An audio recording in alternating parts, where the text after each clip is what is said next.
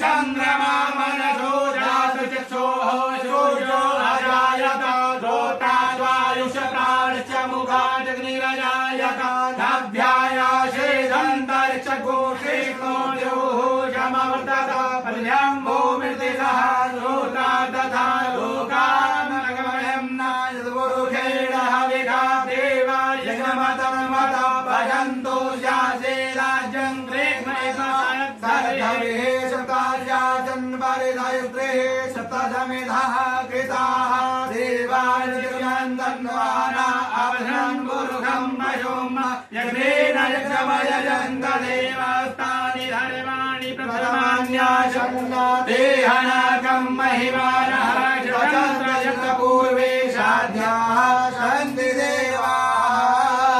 नमो नारायणाय नमः वास्तु पुरुषाय नमः अभिषेकं समर्पयामि महाभिषेकं समर्पयामि।